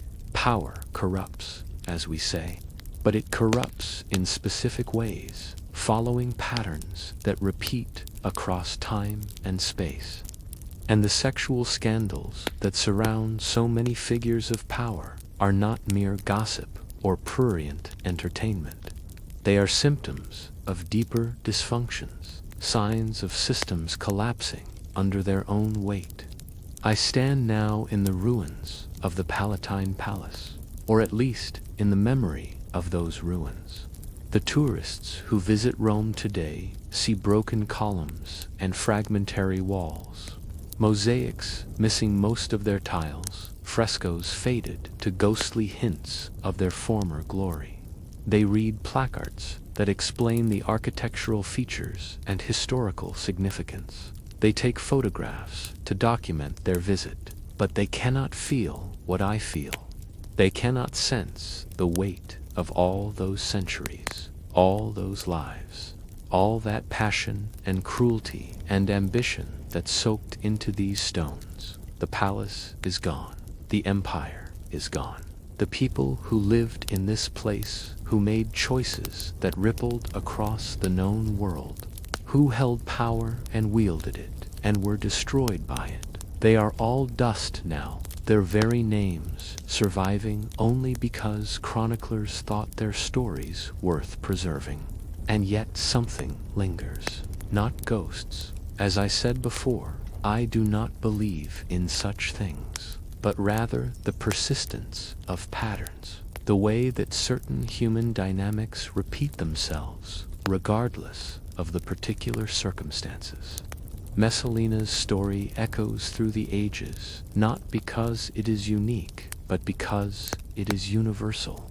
In every age, in every society, there are those who hold power and those who are subject to it. And wherever that divide exists, there is the potential for abuse.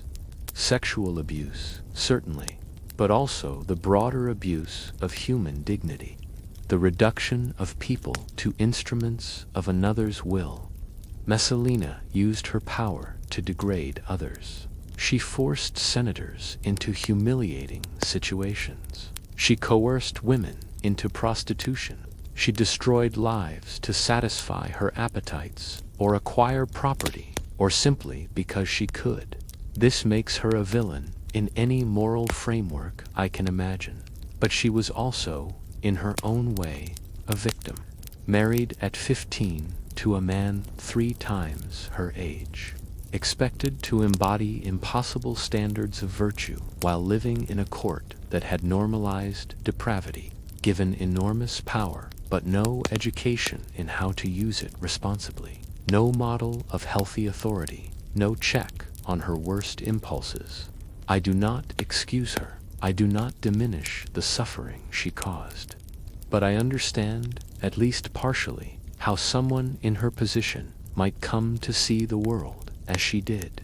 How the rigid division between the virtuous _matrona_ and the degraded _meretrix_ might seem like a cage rather than a protection. How the suffocating weight of expectation might breed rebellion. How unlimited power might warp a personality that, in different circumstances, might have developed differently. And I wonder about the accounts we have. Tacitus, Suetonius, Juvenal, all men, all writing from the perspective of Rome's elite, all with their own axes to grind. They present Messalina as a monster of insatiable lust, a warning about what happens when women are given too much freedom. But would she appear the same if we had her own account? If we knew her thoughts, her motivations, her understanding of her own choices? We will never know. History is written by the survivors, and Messalina did not survive. She died before she could tell her own story, and so she exists only as others perceived her, or claimed to perceive her, or found it useful to portray her. This troubles me, for I have lived long enough to see how easily truth becomes legend, how quickly facts are distorted by the purposes of those who record them. I do not doubt that Messalina engaged in scandalous behavior. The core of the accusations against her is probably accurate, but the details, the interpretations, the psychological motivations attributed to her, these are less certain.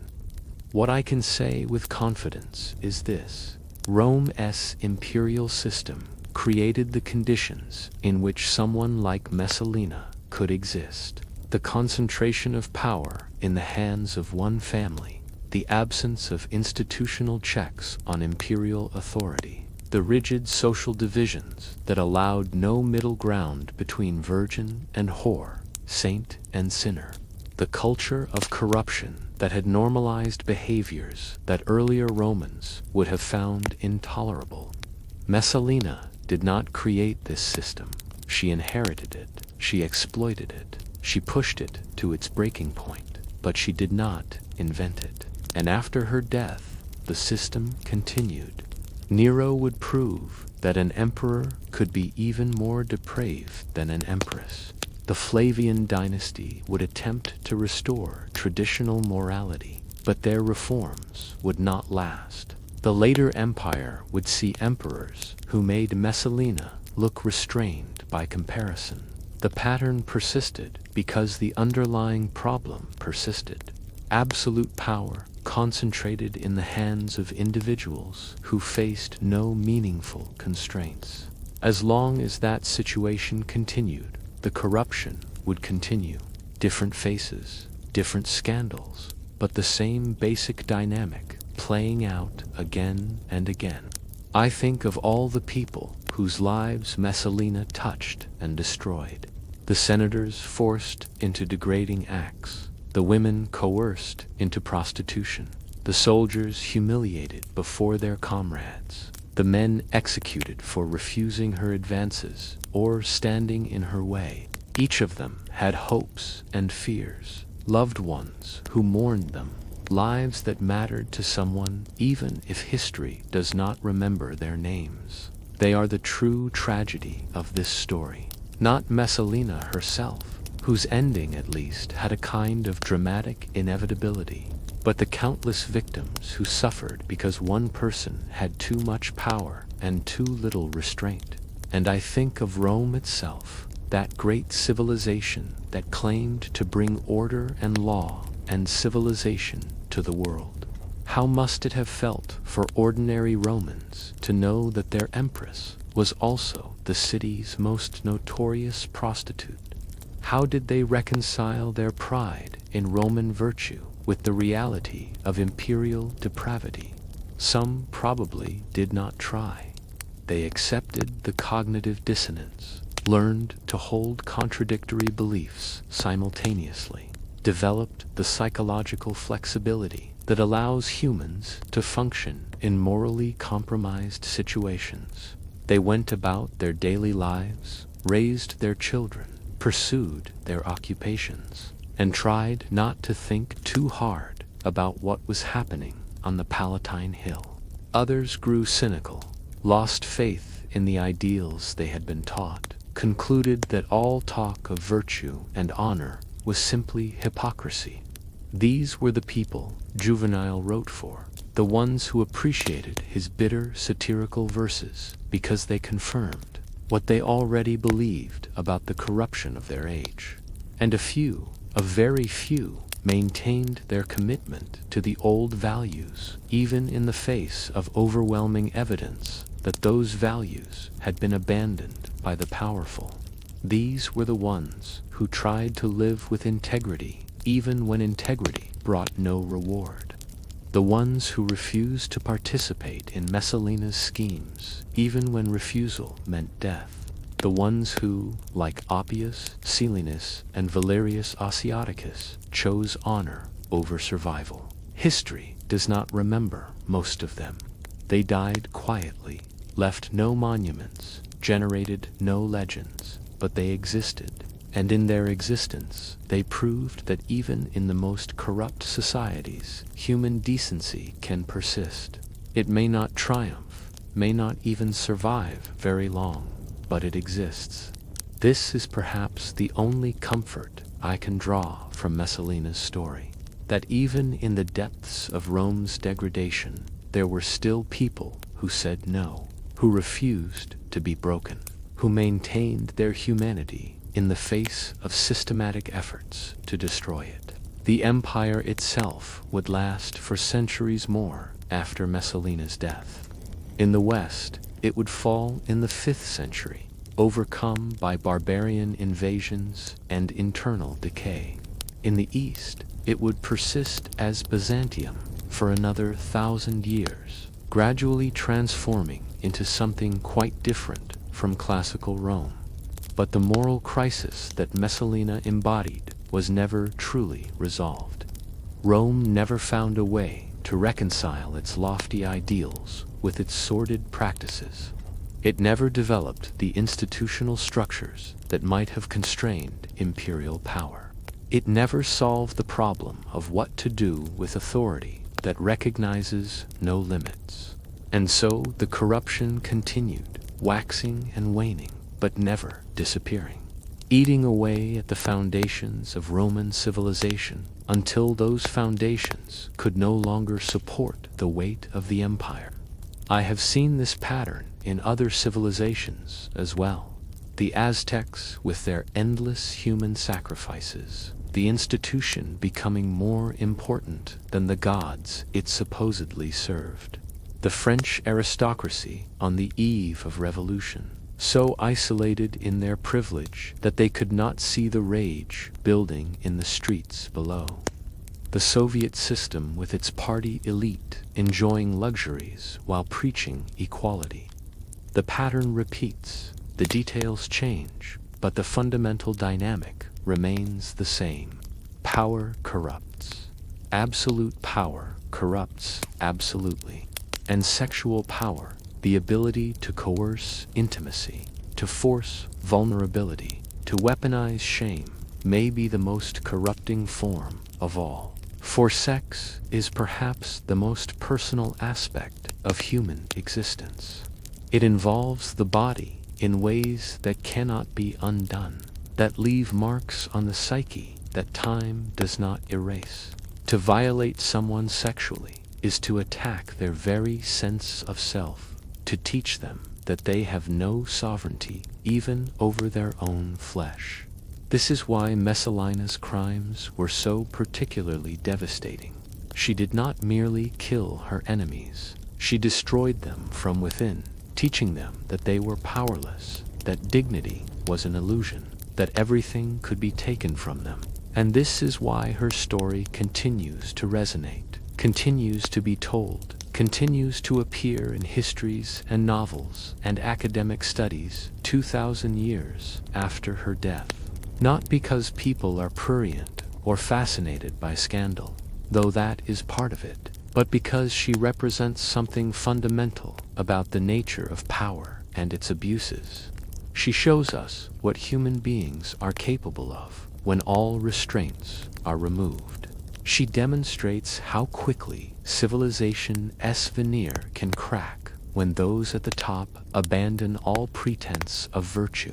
She proves that the weapons of sex and shame can be as devastating as any sword or spear. The palace ruins are quiet now. The gardens grow wild, reclaimed by nature. The stones that once echoed with the screams and laughter of Messalina's gatherings stand silent beneath the Mediterranean sun. Tourists walk these paths, unaware of the darkness that once dwelt here, seeing only picturesque remnants of a vanished glory. But I remember. I carry these memories, these stories, these lessons that humanity seems condemned to learn and forget and learn again. And I wonder if we will ever truly change, if we will ever develop systems robust enough to prevent the Messalinas of the world from wreaking their damage, or if power will always find its way to those who lack the wisdom to wield it responsibly. If corruption will always find fertile ground in the human heart, if the patterns I have witnessed across millennia are simply part of the human condition, as unchangeable as gravity or death, I do not have answers to these questions. I have only the stories, the memories, the long view that comes from watching civilizations rise and fall like waves upon a shore. What I can tell you is this: Messalina's story is not over. It repeats itself in different forms, in different ages, wherever power is concentrated and accountability is absent. The names change, the technologies evolve, the specific details vary, but the essential pattern remains. And until humanity learns to structure power in ways that prevent its abuse, until we develop systems that protect the vulnerable from the strong, until we find methods to constrain those who would weaponize sexuality and shame, until then, Messalina's ghost will continue to haunt us, not as a supernatural presence, but as a recurring nightmare, a pattern we cannot escape, a warning we refuse to heed. The ruins remember, even if we do not. The stones hold secrets that time has not erased. And somewhere in the dust and rubble of the Palatine, if you listen carefully on certain quiet nights, you can almost hear the echo of ancient laughter, bitter, mocking, eternal. The laughter of those who discovered that power without limit is its own kind of madness, and that madness, once unleashed, consumes everything it touches, and thus ends another memory from ages long past. If you have found a spark of wonder here, stay a while longer, for there are countless tales yet to be remembered.